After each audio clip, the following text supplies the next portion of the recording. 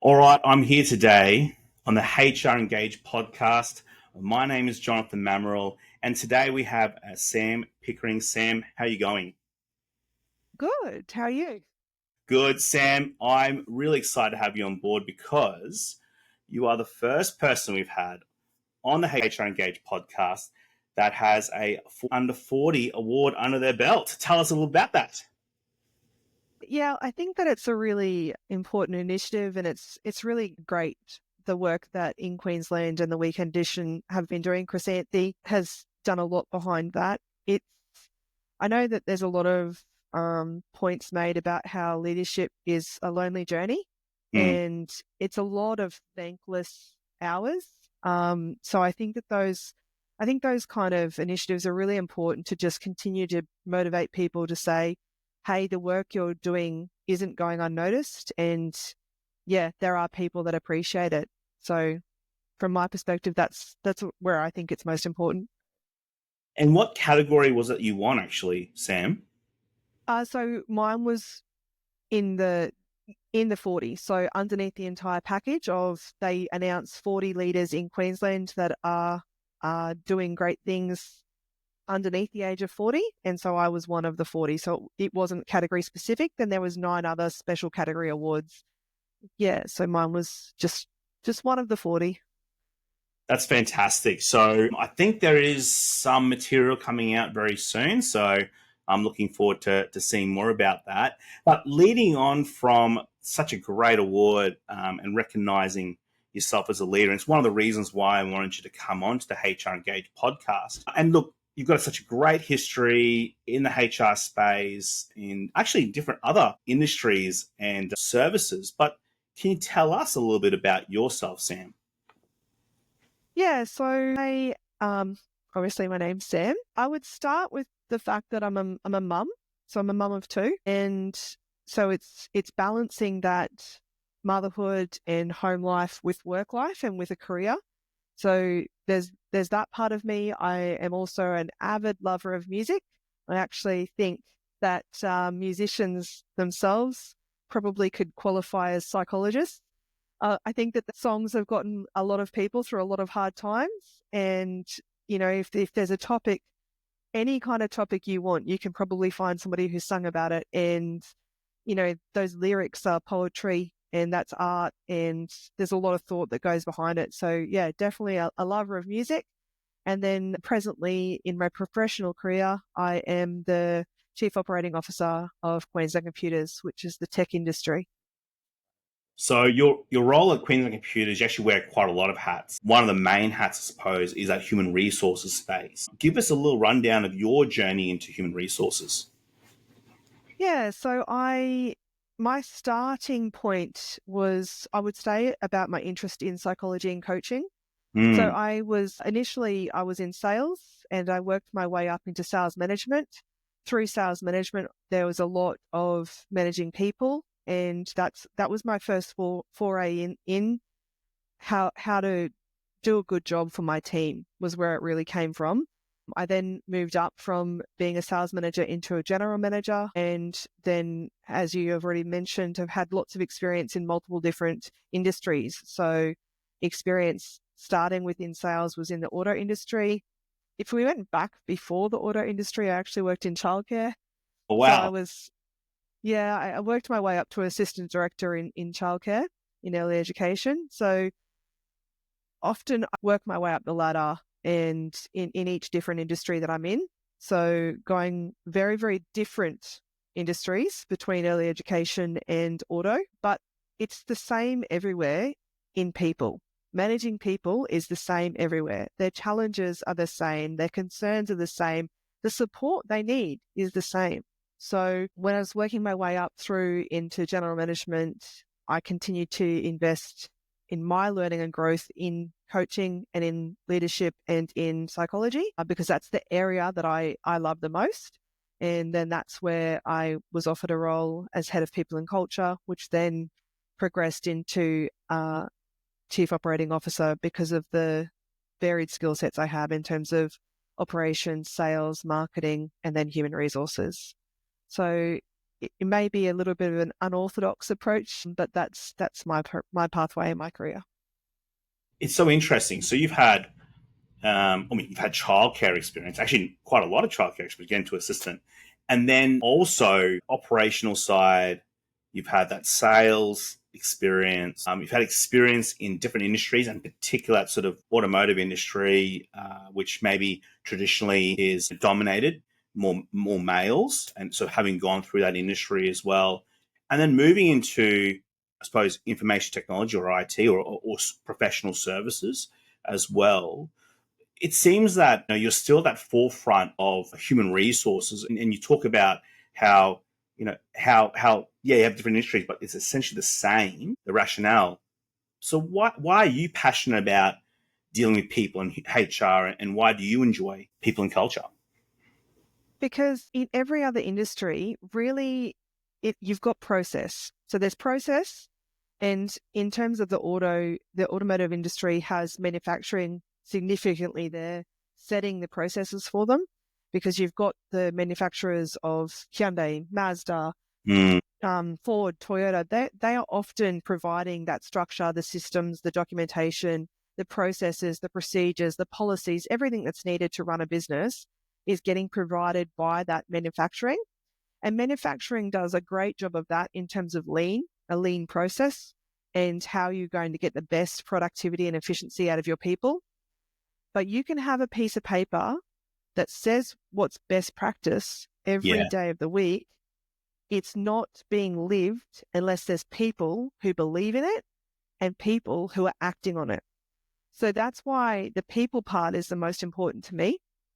And I think my favorite thing about working in people and culture is seeing the joy and excitement on people's faces. And it's more than just their faces. It's more than just their facial expression. It's their entire body language. It's their entire energy when they achieve something that was beyond their dreams. So often people will be afraid. They'll have boundary conditions.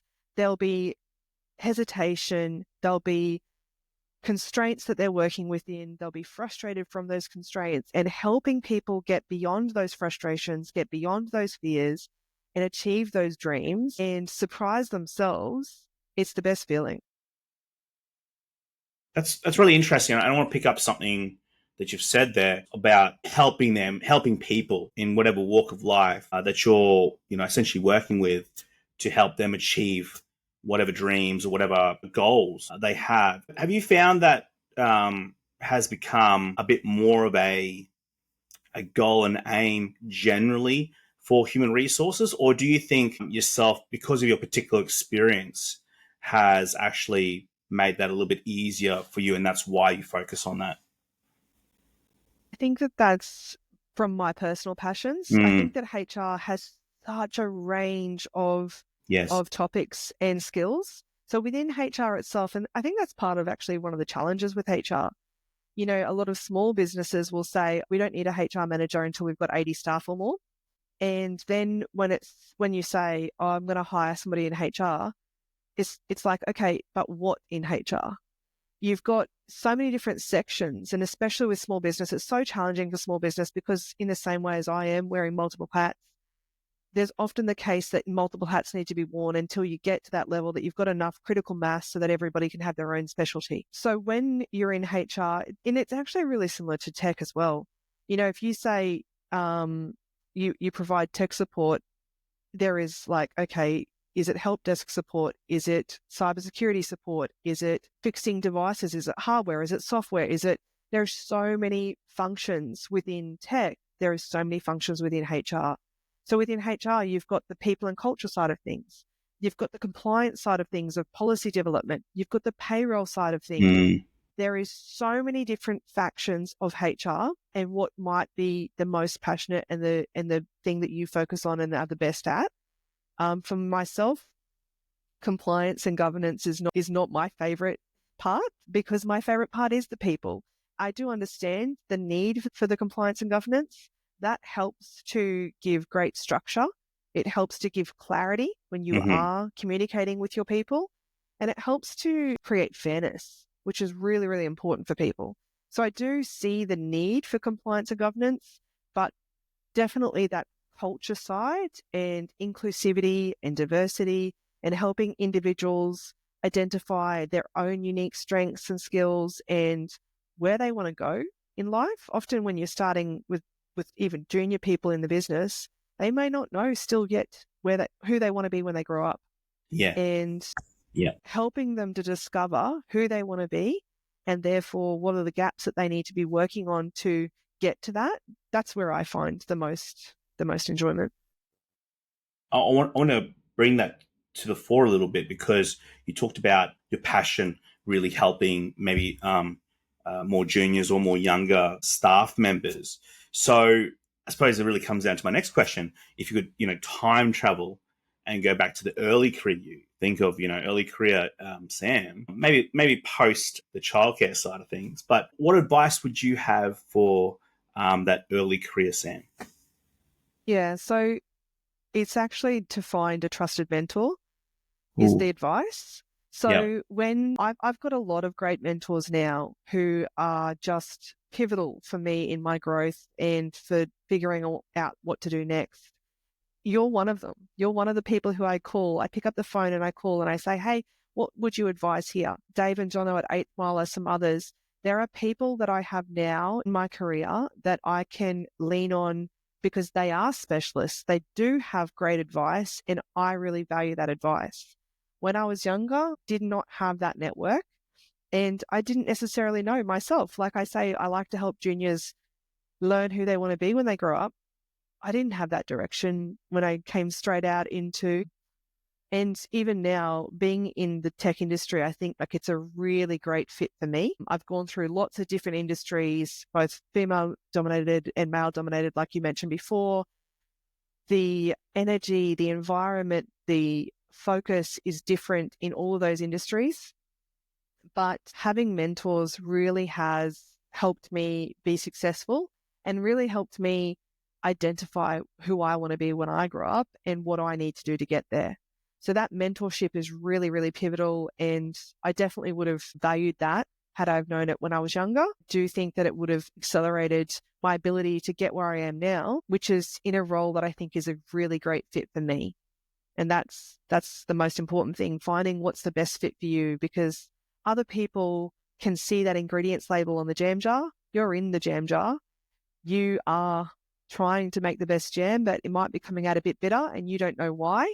And they can see the ingredients label on the outside and they go, hey, have you tried some sugar? So I think that mentorship from somebody older who's walked the path before, from somebody who is an expert, who does know those points, I think that's really, really important for anybody at a junior level. It's not just any mentor who's going to float in and float out, but somebody Yeah. who can go with you all along the way, somebody that you can continuously pick up the phone with and say, this is where I'm at now. I'm in a juxtaposition because there's been many juxtapositions in my life when I've got to make these critical decisions as to, sliding door moments where I'm going to end up. And I think that having that trusted advice to support those decisions is really important. One of my at least a favorite concepts is this idea of sliding doors, and for those who don't know, it's a Gwyneth Paltrow movie as well. But basically, you have there's decisions or key decisions, key moments. I suppose you're saying that having a mentor, and thank you for saying that I'm one of them, but having people that you can trust or experts in that field or people are mentors, and you're saying go on the journey with you or help you along the journey with you. I suppose it comes down to the question as well for those people who are starting out their journey, because there's a lot of people who are listening to this podcast actually are more starting it early in their careers. How do they get those mentors? That's a big question, and I wonder if you have any answer to that, Sam. Yeah, definitely. That's one of the reasons why I joined the executive, TEC with Paul Ronis. That's one of the reasons why I joined that group, because I recognized the absence of that in my world.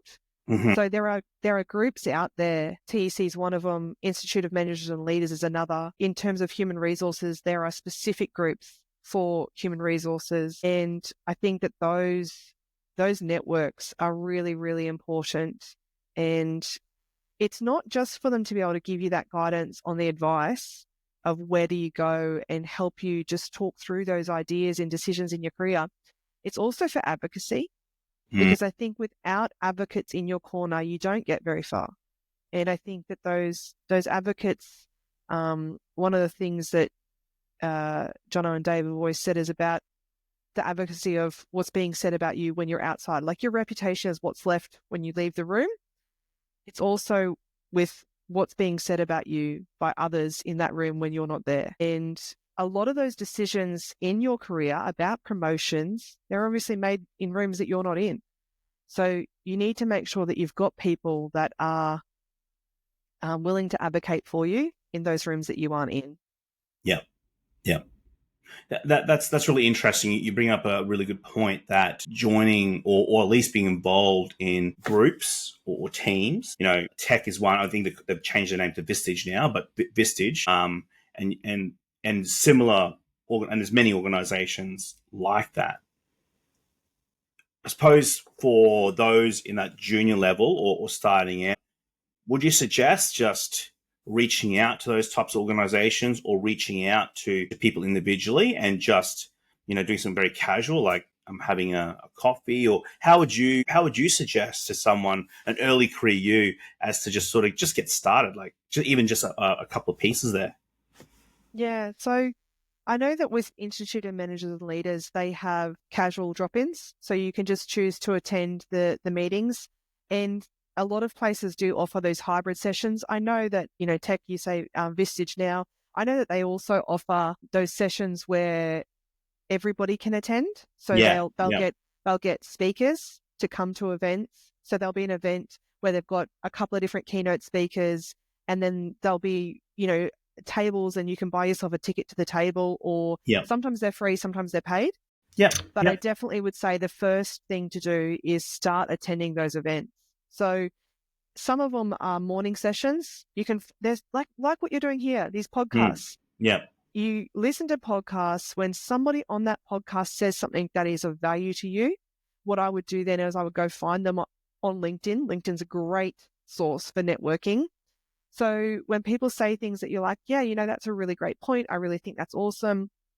And then you start looking at their career path and their history on LinkedIn, connect with them, send a connection request, say what you thought was valuable. I listened to this podcast where you were on this podcast and this is what you said. This is what I found valuable. I'd love to learn more about that. So if you're wanting to connect with those people, you can start following what they're doing in their career by connecting with them on LinkedIn. You can, as I mentioned, go to those sessions in the morning. When there's morning sessions, you can look online and find what's being hosted out there that's free and available online that you can start attending and making these connections with. And then when you've gone to enough of them that you think this is a good fit for me, because you're right, you need to test it out. yes, There's plenty that I've attended as well. There's Toastmasters, there's BNI, there's so many different kinds of these networkings. And it's more than just networking when it comes to the learnings that you get out of it. For me, it's more than just going to have coffee. It's what is the advice and what is the knowledge that they've got that they're willing to impart that you can get value from when you implement it in your own life, because that's the other thing. It's got to be something you're willing to implement. So I think definitely get involved with those tasters, start finding people on LinkedIn whose message aligns with where you want to go, just build your network from there. no, it's really good. I mean, this word gets overused so much, authenticity, but I think you're talking about that being genuine and being proactive is going to get you a long way, especially in human resources, which is such a wide area. It can be such a wide area. You could potentially wear so many hats. Another, I suppose, section of the audience that's listening today on the HR Engage podcast are people who are currently in HR. They're potentially quite experienced in leadership positions or senior leadership positions, executive positions. What's a piece of advice you would have for any person in HR or is currently in HR, Sam?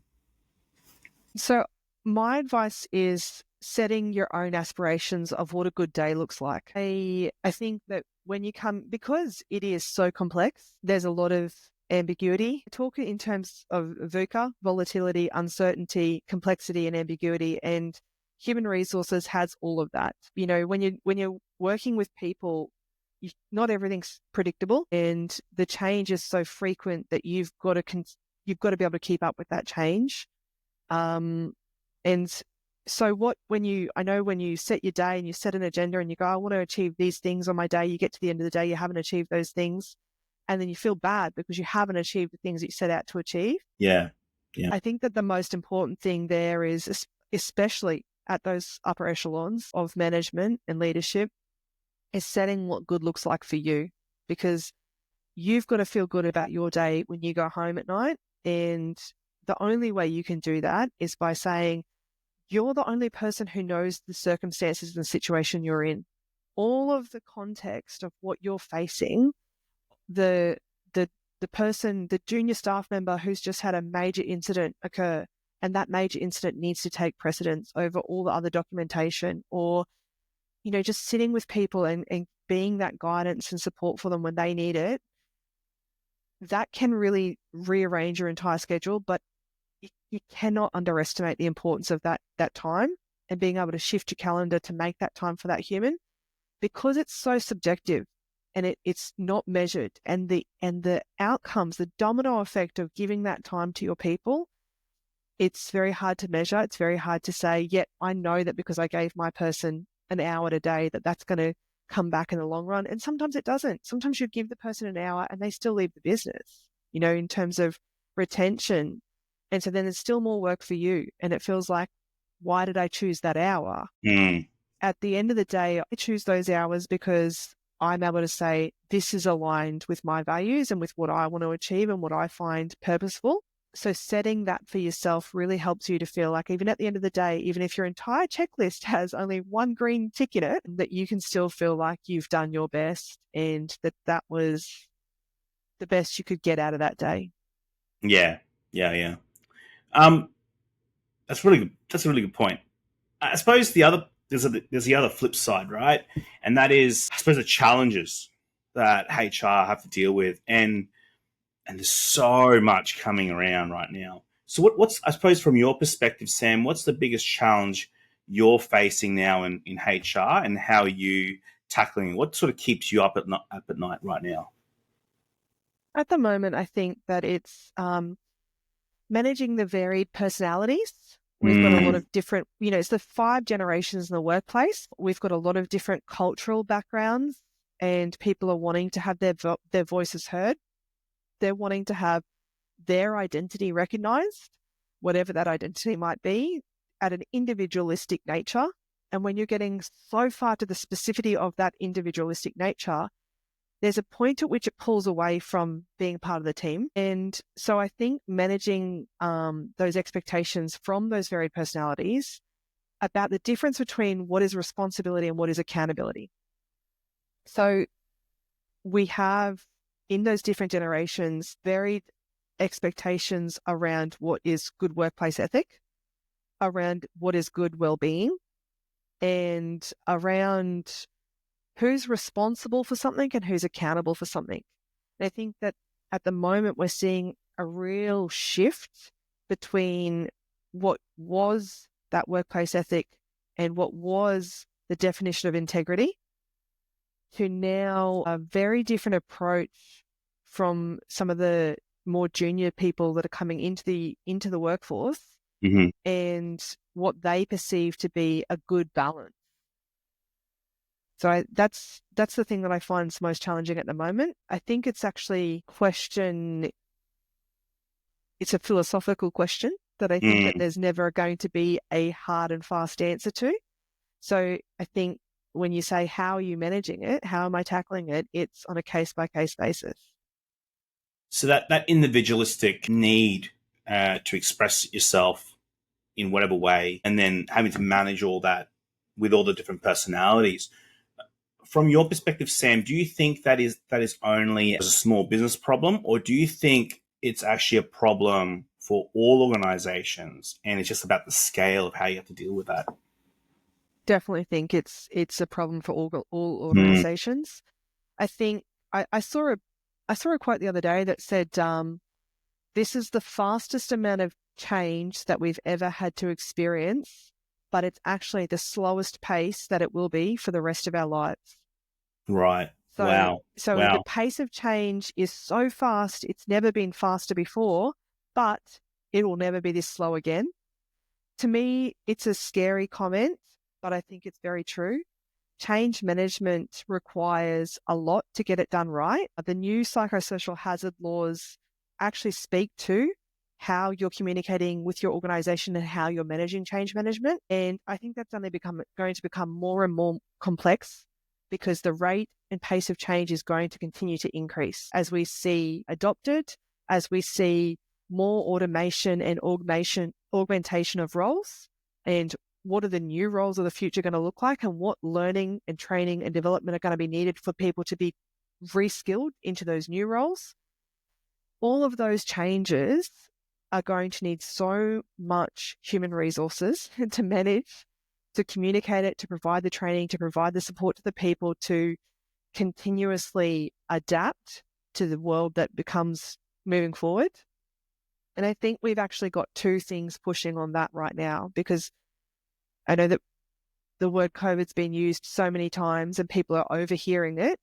But if you actually look back on what it looked like post those plagues previously, post global pandemics, not just pandemics in countries, like there was pandemics in Sierra Leone, there's different viruses that we've seen come out that have impacted subsections of the world, but never to the scale that I've been alive for, that have impacted the entire globe the way it has. If you look back at history and you say, what did Philadelphia look like? Pick a Mm. town and say, what did Philadelphia look like post the Spanish flu, which didn't even originate in Spain? But what did it look like post that? You will see what we're seeing here now. So you've got a post-pandemic that we're facing in terms of pressures on everybody as an individual and as companies as a whole. And then you've also got the change from technology.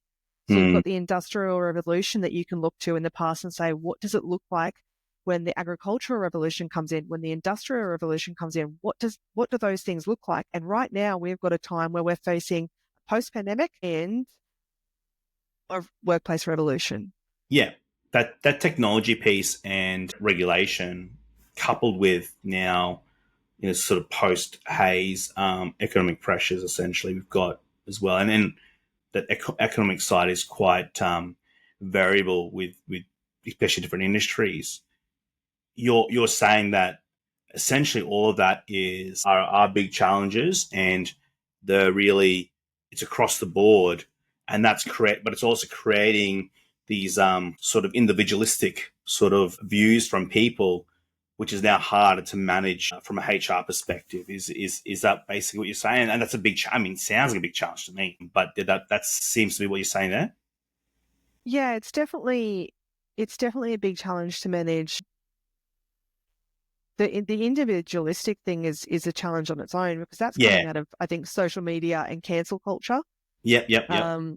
So that's a societal and social problem, but then you've got all the other problems that are coupled with that, and it's creating a compounding effect. Yes. Yeah. So the PESTLE, political, economic, sustainability, technology, legal and governance, and then environment. Like they're all the things to look at about what's changing to what's going to create change in your world. And yeah, we've got quite a lot of them at once being moved. Pretty much all of them are changing, right? Pretty much all of Yeah. them are changing. I suppose going back to, and you sort of talk about philosophy there, or your sort of rationale of thinking about human resources. Is there, one or a couple of things? Is there one thing that you'd say about human resources that people may or may not disagree with you about? Yeah. So I think with human resources, there's two different schools of thought. Mm-hmm. There's the commercial operations of it all, and then there's the real people factor, the people point of it all. And there are people that would lean either way. Some might lean more to the compliance, to the governance, to the commercial sides of things, and some might lean more to the humanistic side of it and the people side of it. And I think that even though you might lean more towards one or the other, it's really important that any decisions that are made in consideration of both sides of those schools of thought. Interesting. Yeah. And I suspect there'll be some people who'll be nodding their head going, I agree with that, the rationale with that. But the practical side of it, because of my industry, the business, the people I work for, the people I report to, it's actually going to lean one way or the other, and it's quite difficult to influence that change. What do you have to say for them? Because I think there's people that probably would go, look, I can see what you're saying, but practically, it's a difficult kettle of fish to try and influence. Yeah, I think that what's really important there is self-awareness. Mm. Sometimes people might be making decisions not realizing that they actually do lean towards one way or the other. Yep, And yep, yep. Yep. I really like mentioned that I'm an avid believer in psychology, and I'm studying psychology myself. And some of the people that I do reach out to as mentors are psychologists. And one psychologist mentioned to me that a strength maximized becomes your weakness. Mm. And I think if you've got a level of self-awareness that you know that you are sitting on that commercial side and that that's your dominant space, that you need to actually explore a little bit more on the other side, and vice versa. If your dominant side is in the people space and you haven't considered the commercials of it, and you're in conflict with people who are more commercial in nature, for example, you've got to always manage up. You're not the sole decision maker ever in these kind of situations when you're trying to, do you need to go to market? When you're doing workforce planning, are you going to replace that person who's just left the business, or are you going to redesign the role and look for somebody else? Like, what are the business needs? What are available in the marketplace, and how are we going to achieve that? There are so many different avenues that you can always take to solve a problem. And if you, by nature, trend towards one side of that ledger, always out of just your own natural instinct and what you're dominant at and what you're most skilled at, you're missing an opportunity there to actually explore where some of your weaknesses are that could be made more robust by developing skill sets on the other side of the ledger. So I think that self-awareness thing is really key, and understanding what those unconscious biases are that are making your decisions. That's a really good point. That whole, building up the skill sets, being that so firstly self-aware, and then building up skill sets or experiences in either side, depending on which one maybe you need to work on.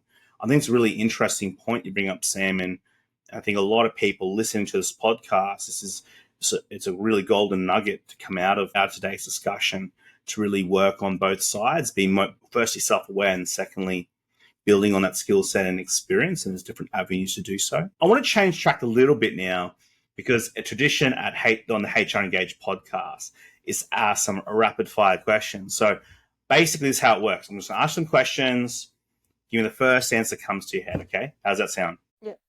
Yep, awesome. Okay, so firstly, Sam, what is your favorite movie? What Dreams May Come. Robin Williams and Cuba Gooding Jr. Wow, that is a blast from the past. I think I recall watching that maybe once, a long time. Is this Cuba Gooding Jr. pre Jerry Maguire or post Jerry Maguire? I think it's probably going to be around a similar time frame. Wow. Yeah, it's definitely an old. Why do you like that movie? It still leans into that philosophical debate. It still asks you to think of the world outside the planes that we know it by the bounds of science.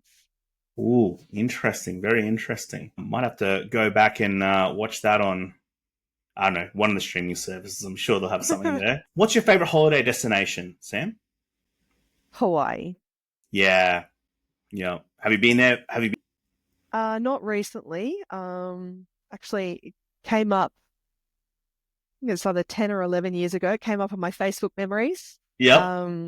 I think that one of the reasons why, this will probably be no surprise to you when I say it, one of the reasons why that Hawaii was my favorite was the people that were there with me.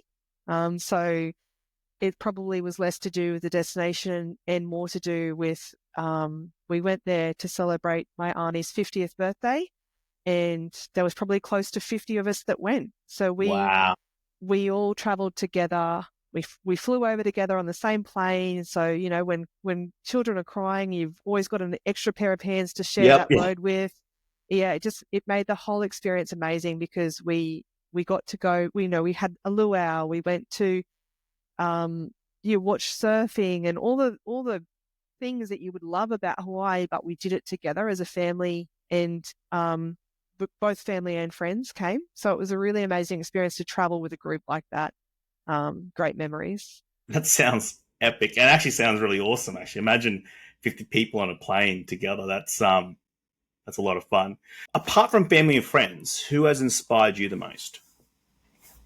Thich Nhat Hanh.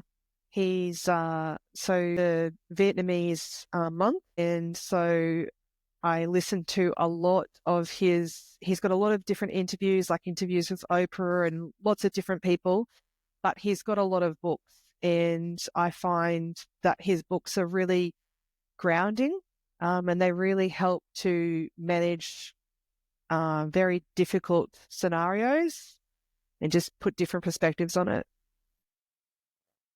That's so. Who was that again? Sorry, can you just repeat? Thich Nhat Hanh. So it's unusual spelling, THICHNHATHANH.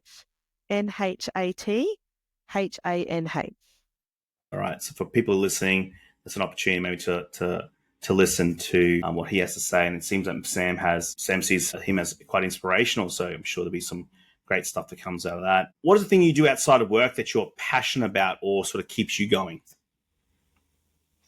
So it's philosophy. So I read a lot of books on philosophy. I actually love the Good Place because Yep. they put a humorous spin and make it lighthearted, make it more Yes. consumable for the everyday human. Yes. Because I think some of the language and the ways that the philosophers frame things can be a little bit difficult to grasp. Yeah. But I think that it's really something that just helps me think and consider things and understand that everything we're facing right here in this one moment, there's so much more beyond that.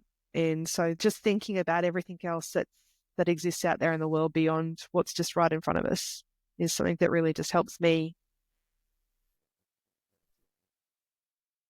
That philosophy side, and we've had many conversations in the past where you're very passionate about it. I mean, it's the psychology side as well. Such a great combination to have. And I think one of the things that we can pick up from a lot of the interviews I've had with on the HR Engage podcast is that there's many different journeys into HR. There's many different ways, many different avenues, different thinking. And I think for people listening, it's about being open to a lot of that, to be open, even try looking at some philosophy books and try looking at psychology. I mean, psychology in particular has been getting a lot more media attention going forward, but it's very interesting that you picked up on probably two that probably would have quite a lot to say in regards to how human resources going forward, especially with the technology question so hard at the moment. One more thing, tell us something about yourself that people don't know about you. I'm a bit of an open book. I don't know that there's anything people don't know about me. It depends on who they are. Like if they're my family, they know certain things about me. If they're my friends, they know certain things about me. So every different circle might not know something, but there's nothing that I think nobody knows. Well, I think that whole idea that you're really into philosophy and psychology, I mean, I'm sure there'll be some people that do know that, but I believe you're actually studying at the moment, aren't you, Sam, as well? Is that right? Yeah, I'm studying psychology. And I think, like you mentioned before, with the way the world is going to adopt technology, there's a lot of questions around the ethics of that. And this is why I think that both in terms of organizational psychology and what we are going to do moving forward to adapt to these changes, and what are the things that we need to consider ethically to make sure that we continue to progress in a positive direction. So make sure that we're always getting better. And what does better mean? Does better mean more efficient? Does better mean more productive? Does better mean better balance? Like, what does better mean? And I think that it's going to be really important because I think there's some concerning things that could come out of these pieces of technology. And like you mentioned at the very start, youth has always been where my attention is. Care about our youth. I think it's obvious our youth is our future and education is important for our youth. And that's how we're going to make sure that they get into a better place. I think this is also why philosophy is so important, because if we are educating our youth about how to think philosophically, then they're going to be able to be better prepared to answer the questions of the future, questions that we don't even know what those questions are going to be. So if we actually give them those philosophical groundings, then they're going to be able to figure out their own way forward.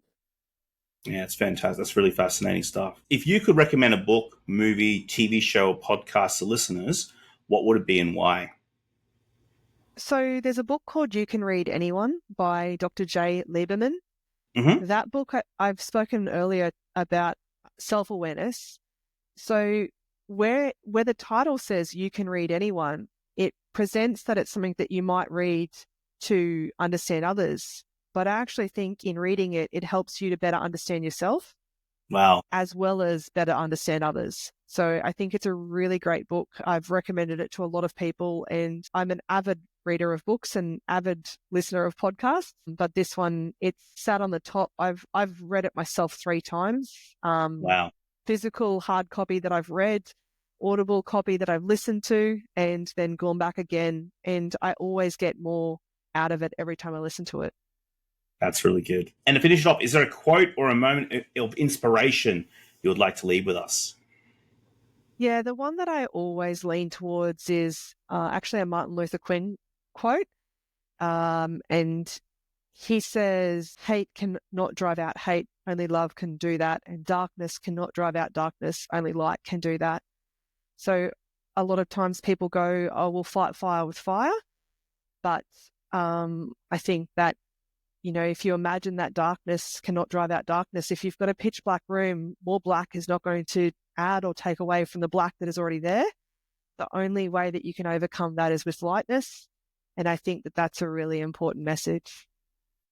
I think that's a really good analogy from what you've been saying pretty much this whole session. And that's that, that idea that you do need to think of things a bit differently, and there has to be almost like a balance. And you sort of talk to us about how, yes, you come with this very different background and different skill set, different experiences, which obviously help. There's no doubt about that. But also that you've come to the realization that there's probably 2 schools of thoughts in HR, that sort of commercial side and more the human-centric side, but it actually needs both. And that sort of delves into your quote from Martin Luther King that if you want to fight fire with fire, or darkness with darkness, it's probably not going to work. It's actually probably going to make it worse. And maybe there's a bit of blindness to that. I think we get a bit blind to that one side of thinking. But actually, if you do put, say, light to the dark, then you can maybe focus on things a bit more clearly and actually make some changes. I think there is this point in HR, especially in people I talk to, that they get stuck in that sort of tunnel vision of what's in front of them, especially if you really think about some certain industries are really stuck in that very tunnel vision, and so understandable. But you're saying you got to put those blinkers off a little bit. And there's ways to do that. There's mentors, and there's potentially even, you talk about philosophy and psychology. There's actually ways to do it outside of that sort of corporate realm. And I think that's really interesting. I think there's some really cool gold nuggets that listeners will get out of today's session. So thank you so much, Sam. Thanks for having me, Jonathan. So this is the HR Engage podcast. Today I was with Sam Pickering, and so great to have you on board here. And as I said, the first 40 under 40 winner to be on our podcast. So thank you so much again, Sam. No worries. Thank you. Okay, so that is me, Jonathan Mamaril, on the HR Engage podcast. Speak soon.